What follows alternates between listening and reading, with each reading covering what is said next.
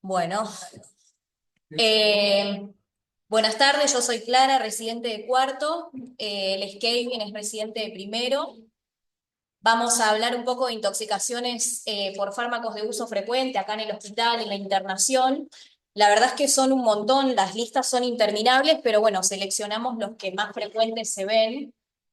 Dentro del módulo ya vimos todo lo que es medidas de rescate y generalidad de estos síndromes y ya estamos como para empezar a ver cada fármaco en particular.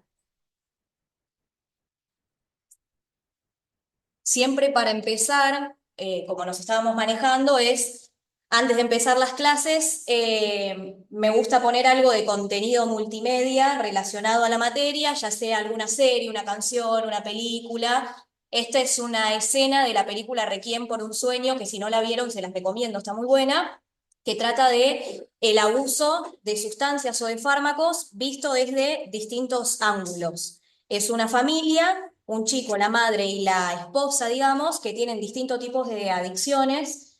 La madre es paciente psiquiátrica y tiene adicción a psicofármacos, el chico a sustancias de abuso y la chica, si no me equivoco, al juego, sexo y demás. Y lo aborda desde los distintos, desde esas distintas áreas y está muy bien plasmada. En este caso les traje esta escena porque representa un poco de lo que puede llegar a ser el abuso de psicofármacos que vamos a mencionar un poco más adelante. Así que se las pongo. Está en inglés, no sé si todos saben inglés, pero es fácil de interpretar.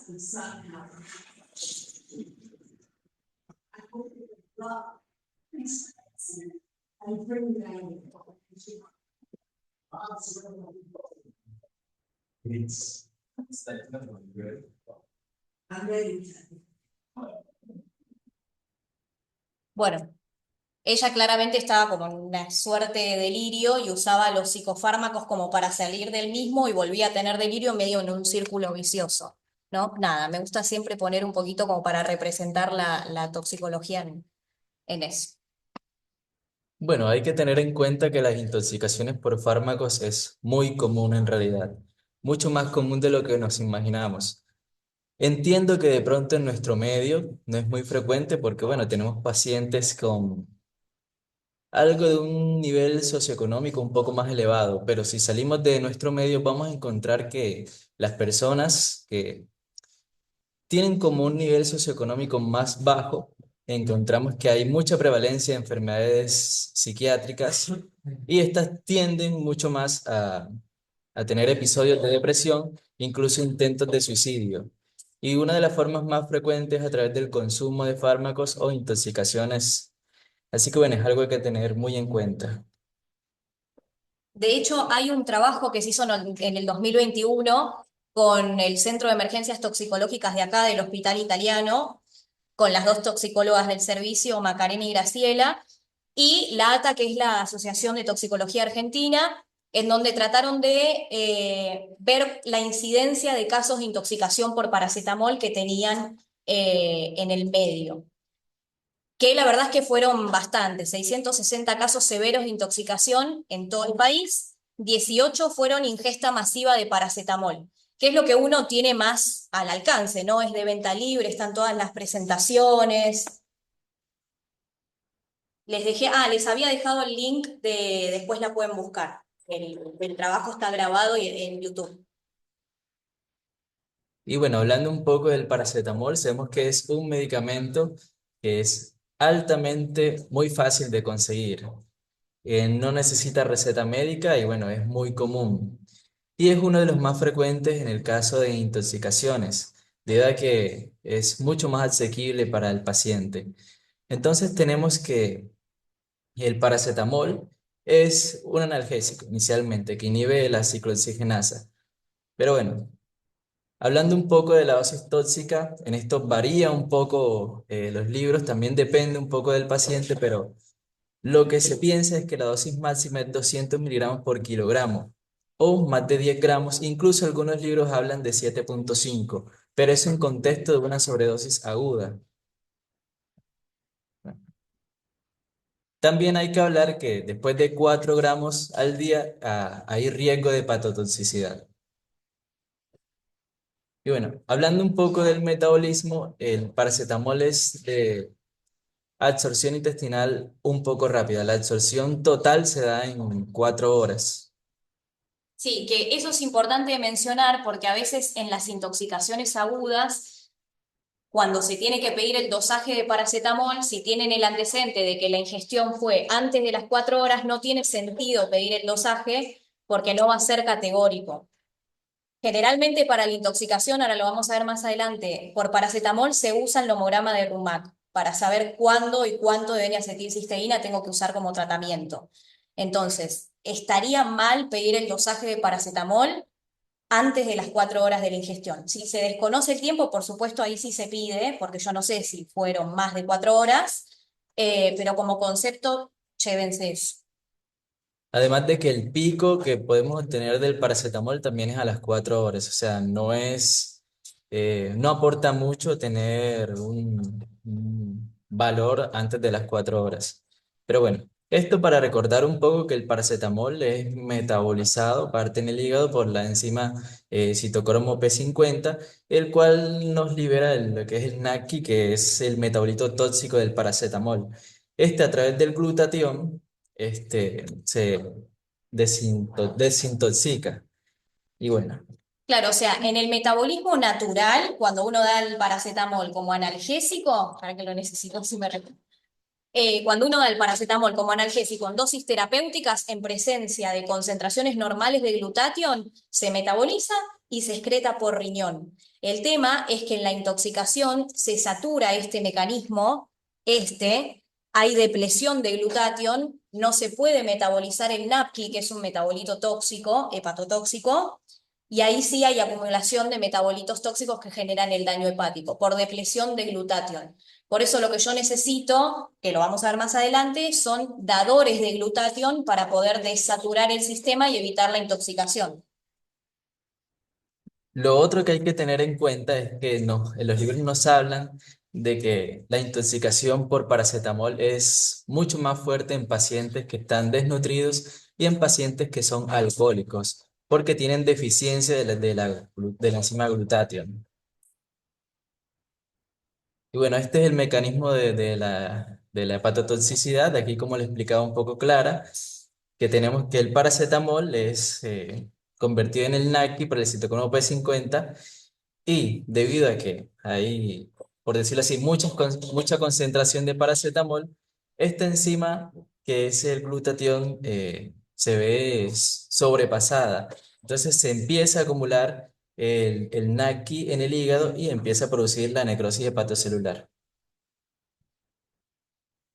Ah, este es el nomograma de Rumac, que es lo que se usa para un poco correlacionar los niveles plasmáticos de paracetamol con la probabilidad de hepatotoxicidad y así poder aplicar la terapéutica. Yo pensaba que no se usaba, la verdad, sí, pero sí, se usa. Lo que te muestra es en coordenadas las horas después de la ingesta, que fíjense que empezamos a usar a las 4 horas, no hay gráfico antes de las 4 horas, y las concentraciones séricas de paracetamol. La verdad yo no sé si acá tenemos dosaje de paracetamol, Pero sepan, otra cosa que tampoco sabía, que siendo hospital privado, se puede pedir hospital público que tenga dosaje de paracetamol si nosotros no lo tenemos disponible. Es algo que se puede hacer. Se llama, se pide, se manda la muestra y te hacen el valor. Entonces, la idea es correlacionar las horas de la ingesta con los niveles.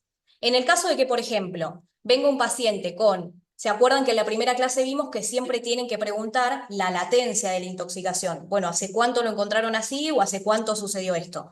Si pasaron 8 horas o más y, por ejemplo, tiene una concentración de paracetamol de 50, no hay chances de hepatotoxicidad, o al menos son muy bajas, y se podría expectar el inicio de N-acetilcisteína, controlando el hepatograma y controlando la clínica. ¿Qué otra cosa podrían hacer que sume al tratamiento en esta etapa? Que ya lo vimos. Le llega un paciente con 8 horas y 50 de paracetamol. ¿Nadie? Sí. Bueno, lo otro que hay que tener en cuenta es que si desconocemos cuándo fue la ingesta que tuvo el paciente, en realidad este nomograma no nos va a servir mucho. Pero si, por ejemplo, tenemos que el familiar nos refiere que la última vez que lo vio bien fue, no sé, en la mañana, a las 7 de la mañana, y cada día estuvo solo hasta las 5 de la tarde, podemos utilizarlo, pero tomamos eh, el tiempo de inicio fue la hora en la última vez de que lo vieron bien, por así decirlo. Exactamente. A eso quería ir. Después hay una franja que es este 25% a partir de las 4 horas también, en donde, por ejemplo, si ya pasaron 16 horas y yo tengo un 50 de paracetamol, o si estoy antes, son las 8 horas y tengo un 100 de paracetamol, hay un 25% que habla de la probable hepatotoxicidad. O sea, puede pasar como no. La realidad es que no hay muchos estudios hechos al respecto. En toxicología no hay demasiados estudios hechos al respecto de la mayoría de las intoxicaciones por esta cuestión ética que hablábamos de las comparaciones que hay que probablemente intoxicar gente para poder estudiarlo, y si no son reportes de casos o cosas retrospectivas. Entonces, en consenso, la mayoría de los toxicólogos lo que suelen hacer es, en este 25% en donde yo no sé si va a haber hepatotoxicidad o no, darla en acetilcisteína igual. Y por supuesto, todo lo que haya de acá para arriba, sí, también. Lo otro que hay que tener en cuenta es que este nomograma lo vamos a utilizar cuando es una dosis aguda. Por así decirlo, si tenemos un paciente que a las 7 de la mañana consumió una sobredosis de paracetamol y después a las 5 horas consumió otra, bueno, el nomograma no nos va a servir tanto debido a que va a tener, por así decirlo, dos sobredosis, las dosis se van a sumar y no vamos a tener una correcta medición. Y tampoco, obvio, sirve para pacientes internados que empiezan a tocar el hepatograma y uno piensa que puede llegar a ser por paracetamol. Esto es para la ingesta aguda, generalmente en mal uso, desuso o intentos autolíticos. Y otro dato interesante es que en ocasiones el paracetamol puede elevar enzimas hepáticas por 2, pero eso no significa que tengamos una hepatotoxicidad aguda por el paracetamol. Se puede dar en pacientes con uso crónico de paracetamol, pero bueno, o sea, suspendiendo el uso de paracetamol, estas enzimas hepáticas pueden volver a la normalidad. Incluso continuando el paracetamol también vuelven a la normalidad. ¿Lo rescatarían? Si tienen un paciente que están dentro de la ventana, que viene a la hora, por ejemplo, de una ingesta masiva de paracetamol, ¿lo rescatarían? ¿Saben a lo que me refiero cuando digo si lo rescatarían? Ay, necesito un feedback porque es muy difícil, si no. Claro, sí. Sí, o sea, está dentro de las 4 horas, dentro de la primera hora, podría tener beneficios si se la estamos muy seguros. Sí, bien. Si es muy agudo y tengo el antecedente de que fue reciente, sí es cierto que hay que hacer el rescate. Ahora vamos a ver igual que primero priorizo como primera línea la N-acetilcisteína, pero es válido mientras tanto después hacer el rescate. Bueno, aquí hablando un poco de las fases de intoxicación, es importante, debido a que si no tenemos esto en cuenta se nos puede pasar. Empezando porque en la fase 1 en la ingesta del paracetamol, a veces es asintomática. El paciente consume, pero se produce la intoxicación, pero no tiene síntomas. En algunas ocasiones puede que se nos pase, puede que digamos que como no tiene algunos síntomas, los mandemos para la casa. Y ahí el paciente en la casa es que va a empezar a presentar los síntomas de hepatotoxicidad. En la fase uno son 24 horas. E incluso si el paciente tiene algunos síntomas, puede ser algunos síntomas gastrointestinales, diarrea, dolor, malestar general, pero no más. En la fase 2 ya empieza la fase de hepatotoxicidad, que hablamos de que hay elevación de las enzimas hepáticas por encima de 1000. En la fase 3 ya hay una falla hepática fulminante. Aquí podemos encontrar lo que es alteración del rin, elevación de enzimas hepáticas, alteración del TP. Y bueno, la fase 4 es cuando ya hay la recuperación como tal. Sí. A partir de la fase 3 tenemos dos caminos. O el paciente fallece por falla hepática fulminante o logra empezar a recuperar tejido funcional. Entre la fase 2 y la fase 3 se dice que en el algoritmo ya tiene que ir comunicándose con equipo de trasplante para tener al paciente en lista en el caso de que evolucione con falla hepática fulminante. Y esto que decía, Perdón, ¿puedo hacer una pregunta? sí, En hepatotoxicidad se basan en niveles de enzimas y no del estado clínico del paciente, si tiene encefalopatía o no. Y en la fase 3 ya tenemos falla hepática fulminante, donde ya hay encefalopatía, como para saber, porque no todas las hepatitis se internan, sino simplemente tenemos que tener en cuenta los niveles de toxicidad o de insuficiencia hepática, y esto tenemos como una cohorte de que menos de 50 de TP ya está con insuficiencia hepática, independientemente del nivel de enzimas, y en el fase 3 ya tenemos encefalopatía portosistémica. Eh, ¿Qué niveles están manejando ahora actualmente? Creo que no. sí, teníamos la verdad que los niveles ahora no me los acuerdo, pero teníamos una tablita con los cortes de los niveles de GOT y GPT, pero aparte, como decís vos, Vane, esto de, sí, no, no está ahí, de la clínica, que viene un poco a lo que iba a decir, que es teniendo un paciente con la intoxicación dentro de las 24 o 36 horas, lo voy a dejar internado para ir monitorizando el hepatograma, además de la clínica. No, no es que por esto de ir gestionando el trasplante, digamos, o al menos que lo pongan en lista, y el uso de N-acetilcisteína va a depender del valor de corte de las transaminasas, porque hay Bueno, ponemos que no sabemos cuánto tomado de paracetamol. pacientes. ¿Qué valor de corte tomamos de TP para internar un paciente con hepatitis y qué paciente tomamos con un paciente con falla hepática fulminante? ¿En El qué nos basamos? El tema es que el paciente de la fase 2 con hepatotoxicidad, GOT GPT más de 1000 y clínica ya se va a quedar internado independientemente del TP. La verdad, la respuesta concreta a lo que preguntás no lo sé, lo busco. Pero yo creo que sí, no va a no alterar el hepatograma sin que altere el TP. Me parece que van de la mano y ya con alteración del hepatograma se quedaría internado. Aparte, Mira, según cuando yo era residente, perdón que te interrumpa, sí, sí. Cari, hepatotoxicidad tiene que quedar internado, que no sabes si es una hepatitis aguda o tóxica, es con un TP menos de 50, y después falla hepática fulminante es cuando ya presenta algún signo de encefalopatía. Pero bueno, no sé si esto cambió en el curso de los años. Me parece que no. Porque hay muy poquitas cosas que cambiaron en todas las intoxicaciones que vamos a ver ahora. La verdad lo busco, se los cuento la próxima, pero tengo entendido que no hay nada demasiado nuevo. Así que debe ser así. Me parece que eso como está preguntando Vane es medio algo general, a todo el tóxico familiar en general. Como si uno supiera, Ay, no lo escucho de Lucas, no, me parece que perdón. es parecido a todos los tóxicos y parásitos en general, que va desde el paracetamol a la paracetamoloide, ¿no? Me parece que hay que mirarse con un poco el sentido común. Primero, la punta de la intoxicación. Si un paciente tomó 6 gramos de paracetamol, es una cosa, se tomó 30 gramos de paracetamol, es otra. Es imposible que interno independientemente de lo que le patologaba, porque va a ser de hepatotoxicidad, ¿no es cierto?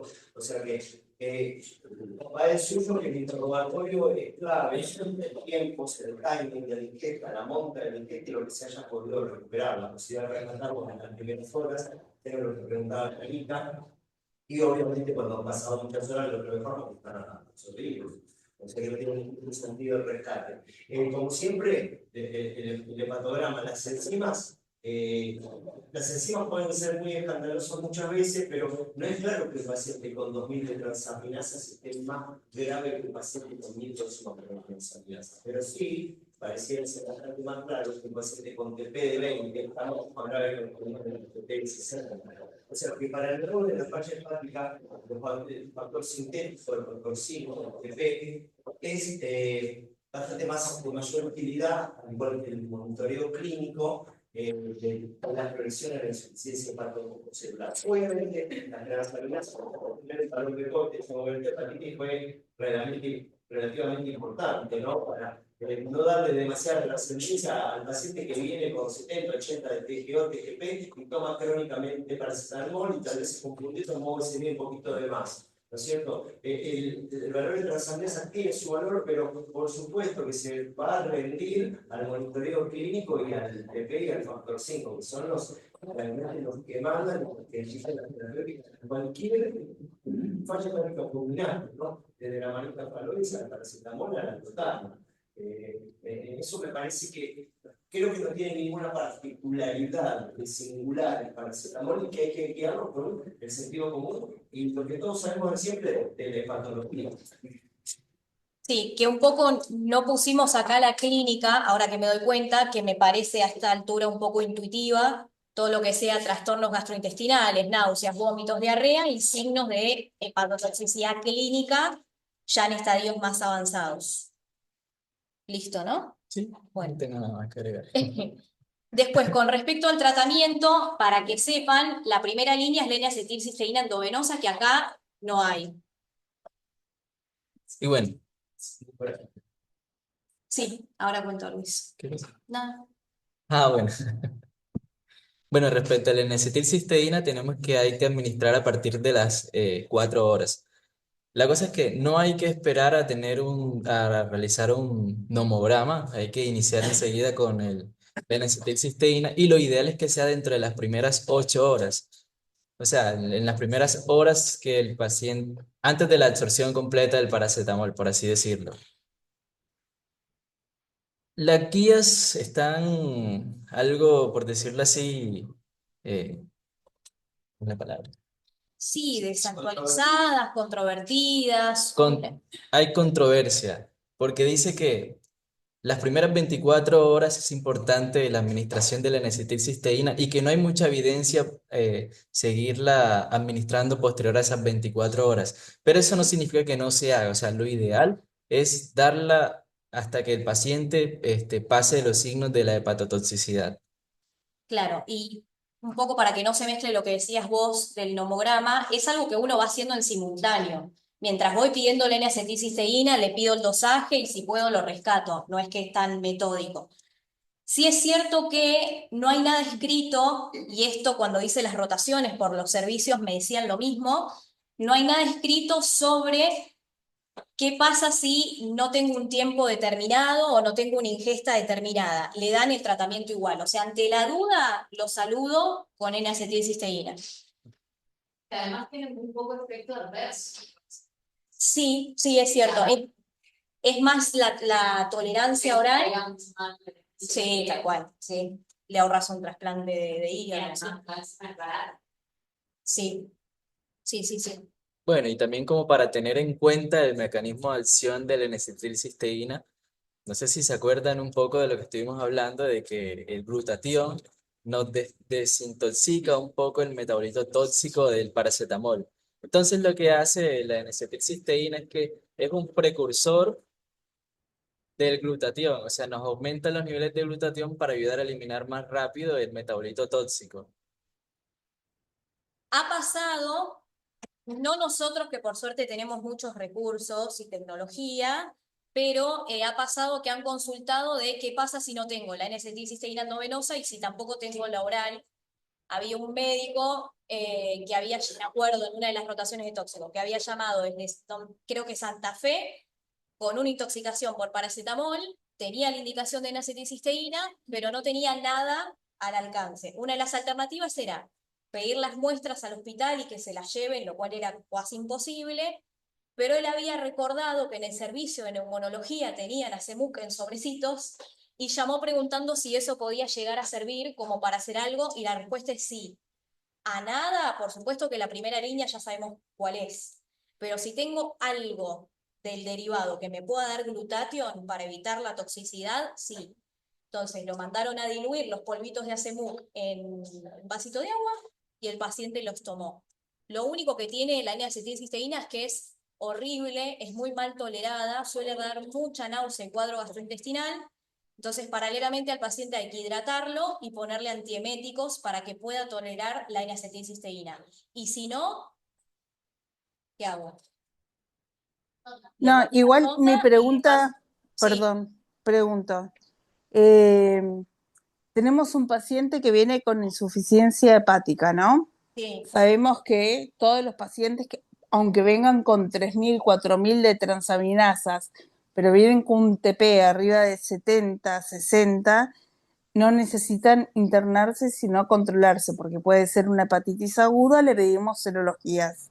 sí. Excepto que tengamos el antecedente claro de que hizo una ingestión masiva de De paracetamol. de paracetamol, Sí, tipo guardia, perdón. Entonces, pero ante la duda, si hay que administrarle, el N-acetilcisteína está de venta, está súper disponible en todos los hospitales. sí. Sí, lo que yo cuento generalmente son en hospitalitas y salitas del interior en donde no tienen disponibilidad de recursos. Pero la N-acetilcisteína oral debería haber en cualquier lado. Se manda al familiar a comprar si no hay o si se puede. Y sí necesito sí o sí, casi en todas las cosas que vemos en tóxico necesito el antecedente de la exposición. Si no es muy difícil. Puede haber coingesta, pudo haber sido poquito, pudo, no sé. Hay miles de posibilidades, pero Sí, o conjunción de consumos, sí, ¿no? también, sí, eso Alcohol, también. paracetamol, drogas hepatotóxicas, Sí, eh, pero no, está muy bueno repasar igual el tratamiento de la intoxicación alcohólica, bueno, intoxicación por paracetamol. Eh, pero yo lo que me pregunto es cuándo lo sospechamos, cuándo lo tratamos, cuándo lo dejamos internado, que son las cosas para todas las hepatitis en común. sí. Volviendo un poco a esta, a ver, al paciente que te llega intoxicado, mínimo 24 horas, en este caso, ¿no? Hablando de la clase de hoy, en observación lo tenés que tener, porque tenés 24 horas de que puede estar oligosintomático y se puede clavar la hepatotoxicidad al día siguiente. Entonces, mínimo un día en la guardia tiene que estar. Ahora, si el hepatograma del día siguiente empeora y el paciente empieza con clínica, ahí ya tendría criterio de internación. La verdad no hay, como decía Kevin, no hay nada estrictamente escrito de cómo tiene que ser el manejo hospitalario en tóxico. Es muy difícil estandarizar las cosas en tóxico. Pero un poco como lo que decía el doctor Otero también, de esto de ser intuitivo, y si ya al día siguiente el paciente no está evolucionando como espero, ahí ya tiene indicación de quedarse internado. Bien, básicamente lo que nos guiábamos cuando yo era residente y fui médica de planta principiante Sí, es grado de encefalopatía y número de TP y de coagulación. Y con eso ok, veíamos si iba a evaluarse para un trasplante de urgencia o claro. presentarlo al servicio de urgencia. Sí, Sí, esta intoxicación, hola, esto está. Por suerte no la veo muy frecuentemente. Por suerte. Estaba muy de moda en los años 80 y 90 en Gran Bretaña. Era, por ejemplo, la primera dosis de paracetamol, era muy vital, ¿no? Y la dosis que yo manejo era 20 gramos. El Pantirol viene en un frasco, así como muy norteamericano, ¿no? Medicamentos en frasco, en vez de medicamentos en blister, nosotros más del blister. No, pero viene en frasco. Viene como si fuera comida de grado. O sea, mataron personas. Para poder paracetamol de la marca Anticonité, más conocida por todos. Pero es cierto que nosotros los pacientes con intento de suicidio o suicidio consumado, lo hacen mucho más con psicofármacos. No es tan frecuente el paracetamol, salvo que en la volteada del libro de gabinete del baño, a darle todo lo que hace, y bueno, el tema es el gran frasco con la cantidad de comprimidos que tiene para hacer la novia brava, ¿no? Pero no es el fármaco porque vaya a elegir, digamos, en la persona local para suicidarse. Sí, estaba muy de moda en Gran Bretaña, era la primera causa de suicidio, la intoxicación paracetamol, al menos en los años 90. No sé la actualidad. Todo, la moda de cómo suicidarse cambia. No sé cómo se en la actualidad. De hecho, yo no recuerdo haber tenido internado a un paciente con paracetamol, al menos en los últimos 10, 15 años. yo vi dos Sí, acá. Epilépticos, antidepresivos, en la época de los tricíclicos en los 90 se usaban mucho más los tricíclicos, después vinieron los CILs. La gente ya no los compraba, pero tricíclicos neurolépticos era lo más frecuente de los 90. Igual no sé si sigue siendo la primera causa de No. hepatitis. Ah, de hepatitis. No lo sé. Sí, no, tóxica sí, dentro de todo lo tóxico que hay, la primera está el paracetamol. Ahora, en cuanto a revisión de casos de intento autolítico con, lo que primero está son las benzodiazepinas, después los psicofármacos y demás.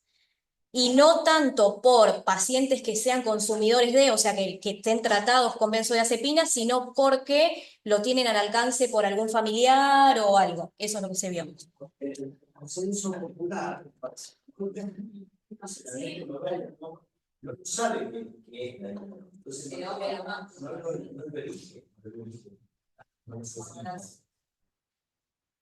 Bueno, no hace falta que se sepan el tratamiento porque lo pueden buscar en cualquier lugar, pero sí lo que tienen que saber es esto que, como para cerrar, que mencionábamos, que lo priorizo por sobre el carbón activado.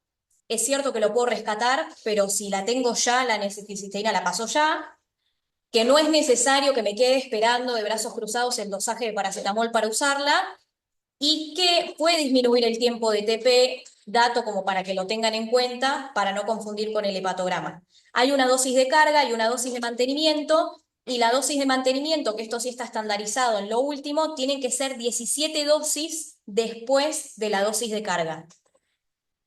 Bueno, y hasta ausencia de los signos de hepatopatía. No sé si quieres decir algo de esto. Bueno, no, este es un pequeño resumen de todo lo que comentamos para que lo tengan en cuenta. Nada más. ¿Alguna duda? Nos quedan dos más. Bueno, hablamos un poco sobre la intoxicación por aspirina. Bueno, la aspirina, como todos sabemos, tenemos dos usos con ella, una es como analgésico y la otra es como antiagregante plaquetario. Respecto a la aspirina, la dosis tóxica hablamos que es más de 10 gramos en adultos. Claro, hablando de dosis aguda. Bien. El mecanismo que tenemos por el cual se produce la intoxicación por aspirina es que la aspirina es bueno, el ácido acetil salicílico, este es un ácido como tal lo indica el nombre, y este es de absorción rápida a nivel gástrico. Cuando la aspirina llega al estómago, lo que hace es que secuestra hidrogeniones y esta pasa a ser ácido salicílico. Bueno. Lo que hace el ácido salicílico es que también pasa al intestino y en el intestino también secuestra hidrogeniones y se convierte en salicilato. Importante tener en cuenta algo de esto porque respecto a la intoxicación nos vamos a dar cuenta del por qué una de las principales cosas que produce la intoxicación por aspirina es la acidosis metabólica. Y esta misma acidosis metabólica perpetúa a que continúe la intoxicación por aspirina. Así que, No. bueno, como veníamos hablando, la aspirina tiene, por así decirlo, dos metabolitos, que se van produciendo mediante el secuestro de hidrogeniones. Cuando tenemos un medio ácido, el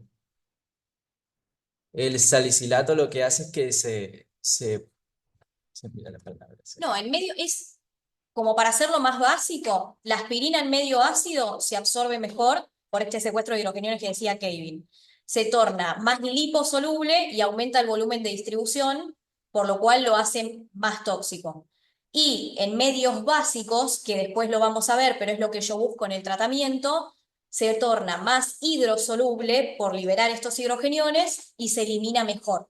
Por eso el famoso alcalinización de la orina, que en realidad no es alcalinizar la orina, sino alcalinizar el medio para aumentar la excreción. Bueno, y hablando un poco sobre los mecanismos que tiene la aspirina, primero la inhibición de la ciclooxigenasa, por lo que disminuye la síntesis de prostaglandinas, y lo otro es que la inhibición y la disminución de los tromboxanos que produce una disfunción plaquetaria e injuria gástrica. También estimula el centro del vómito, por lo que también se producen náuseas y vómitos, y estimula el centro de la respiración, por lo que causa hiperventilación y al producir alcalosis respiratoria, el, también hay como un efecto compensatorio por lo cual se produce acidosis metabólica y todo esto se va perpetuando. Claro que de hecho las náuseas y los vómitos te van a aumentar todavía más la acidosis metabólica. Acuérdense que la aspirina forma besoares, que esto sirve para tenerlo en cuenta a la hora de rescatar al paciente con aspirado gástrico, carbón activado y demás, porque me retarda el vaciamiento. O sea, puedo tener incluso hasta más de 4 horas de retardo del vaciamiento gástrico como para poder usar medidas de rescate. Y esto, bueno, un poco lo que ya decíamos, que el ácido salicílico es más liposoluble y tiene más volumen de distribución, y el salicilato, que es el otro metabolismo medio básico, el metabolito medio básico, es más fácil de excretarse. Bueno, aquí tenemos un poco del tratamiento. Lo que vamos a hacer es que vamos a realizar el lavado gástrico hasta 1 hora después de la ingestión, el carbón activado en las primeras horas.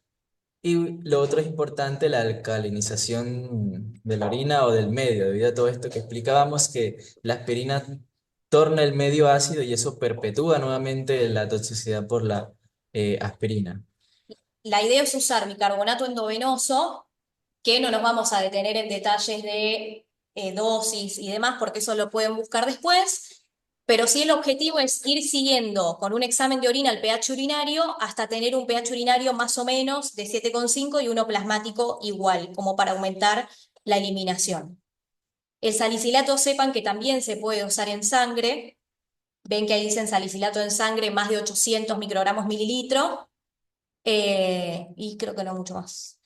Bueno, aquí tenemos unas indicaciones de hemodiálisis como para tenerlo un poco en cuenta, que esto es más que todo después de que realizamos todo el tratamiento y el paciente pues aún no mejora. Uno es que tengamos signos de intoxicación severa, ya coma, convulsiones, edema pulmonar, que tengamos laboratorios con intoxicación severa, un salicilato en sangre por encima de 800, no sé si eso lo tendrán aquí, inestabilidad hemodinámica, falla renal y una acidosis metabólica severa.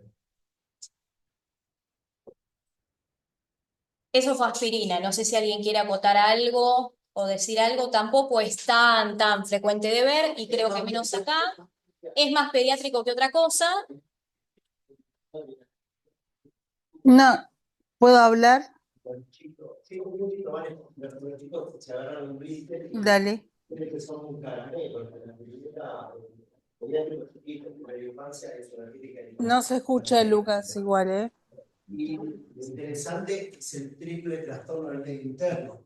porque tiene la boca por ácido, por el salicilato, en ese caso la que es el salicilato, los hongos generan pérdida de ácido clorhídrico, por lo cual hay alcalosis, puede ser respiratorio, por lo cual hay hiperventilación y alcalosis respiratoria. Yo luego le doy un favorable. Obviamente para mejorar la realización del monitor y favorecer su hidrosolubilidad y su obtención renal. Pero obviamente eso después el paciente lo tenemos que ir viendo porque es el pico de la forma complejo del interno. Realmente, por suerte, no lo vemos. Los pacientes son pacientes del área pediátrica, ¿no?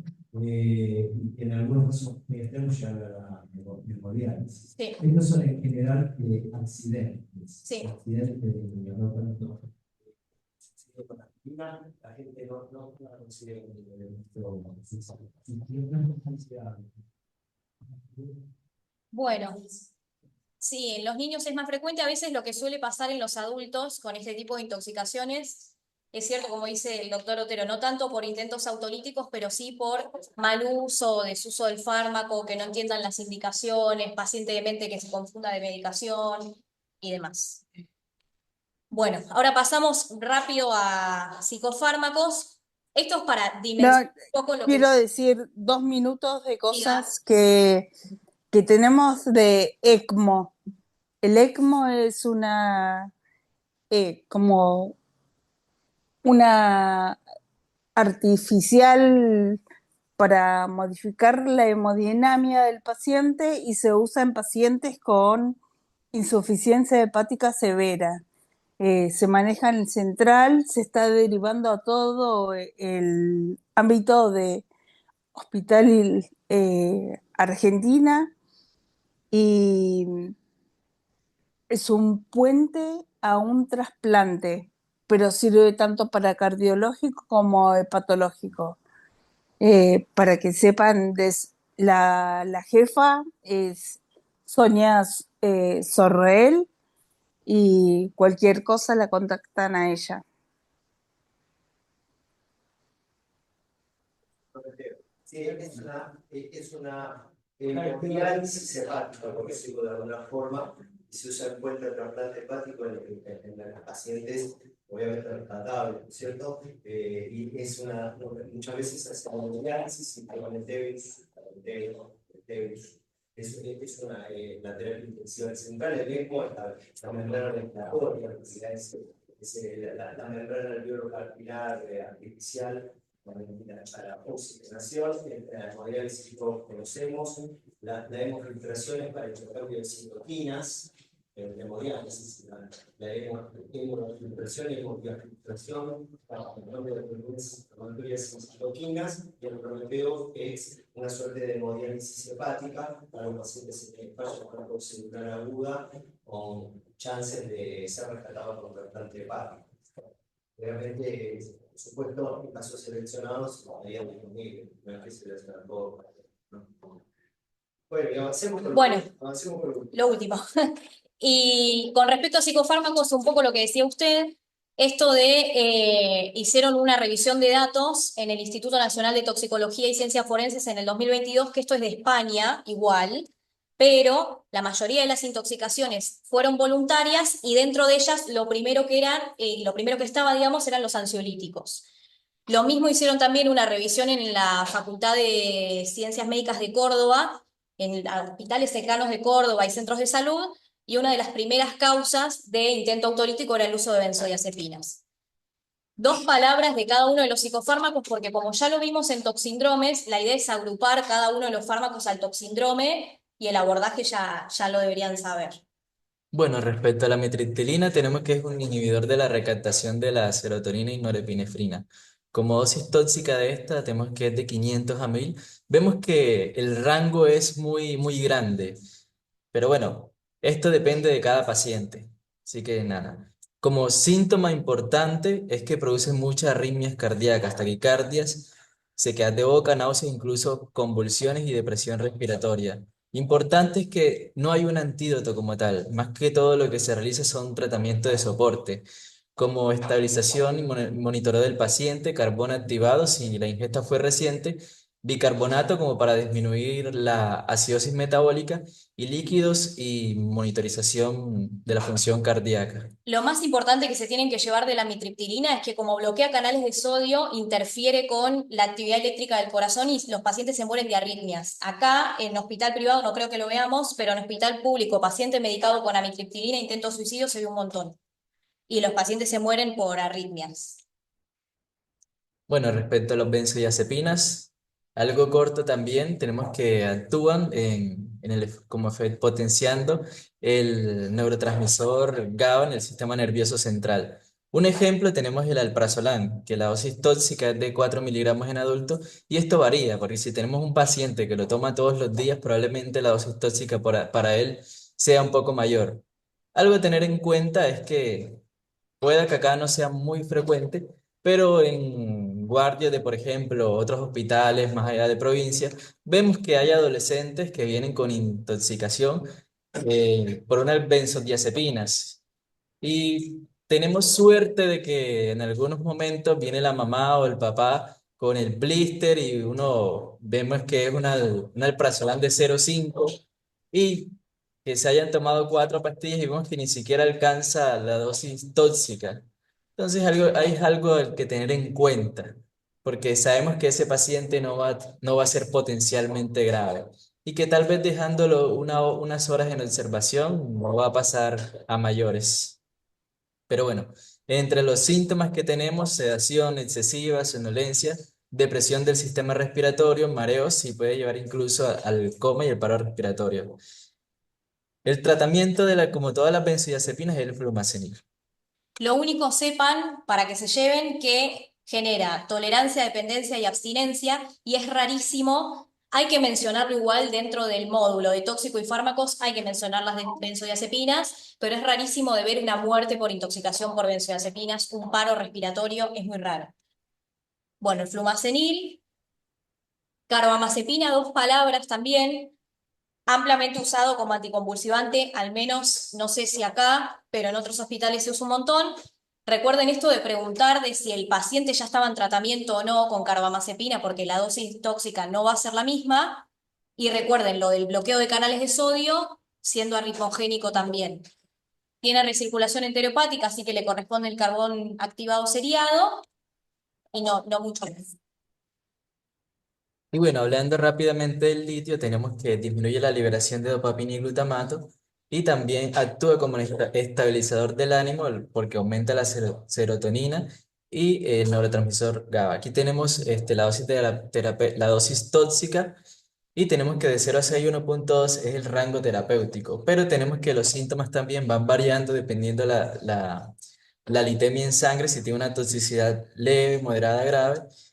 Y bueno, ahí tenemos los valores como para... Acá tuvimos una intoxicación por litio y fíjense que el rango terapéutico con la toxicidad es muy claro, o sea, tiene un margen de seguridad muy pequeño, a eso voy, que de dosis terapéuticas pasamos enseguida a dosis tóxicas. Bueno, aquí por tener un ejemplo, colocamos lo que son los síntomas. Lo que podemos encontrar la leve, más que todo, son síntomas gastrointestinales con algo de temblor fino, fatiga, debilidad muscular. Ya en la moderada va a haber un temblor grosero con fasciculaciones y también podemos encontrar ataxia y confusión. Y en la grave ya convulsiones, arritmia, insuficiencia suprarrenal. Al, las cosas que podemos ir solicitando como para tener un diagnóstico claro, primeramente los niveles séricos de litio, una función renal, los electrolitos, debido a que el litio, este, por las alteraciones metabólicas, pueden producir muchas arritmias.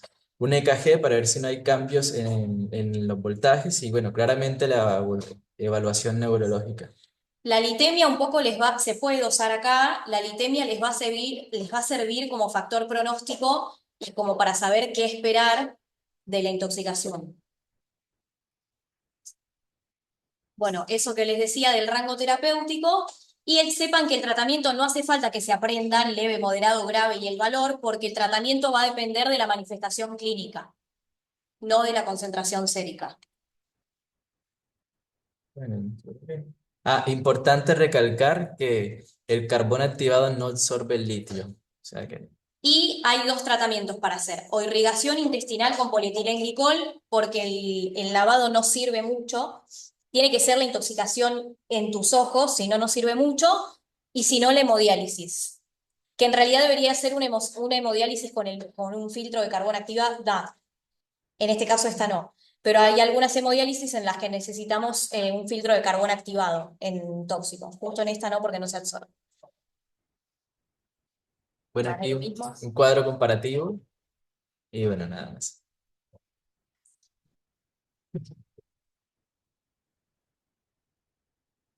Bien. Se compró todo el lugar de la clase para el Sí, sí. interesante. Acá vemos la que se hace muy barato, muy fácil y se hace con el fotómetro de llama. Digo que mide sodio y potasio. Entonces, la medición de iones se hace con fotómetro. Reduciendo el fotómetro de llama y los metros son efectivos que se más modernos. Obviamente, la mayoría mejorar los aparatos.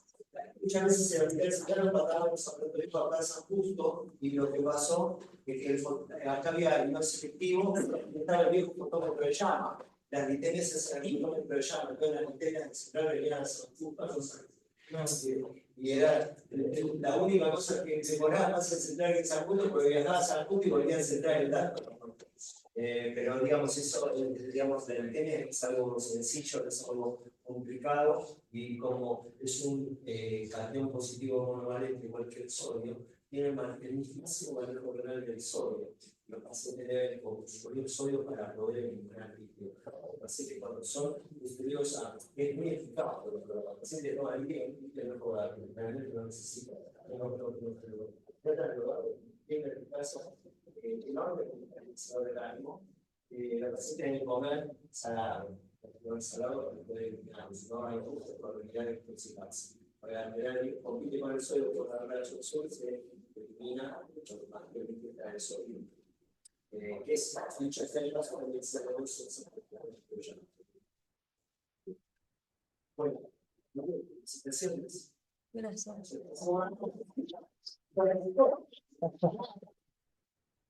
No quiero tocar algo que no, porque la última vez Sí, todo bien, todo bien. No pasa nada.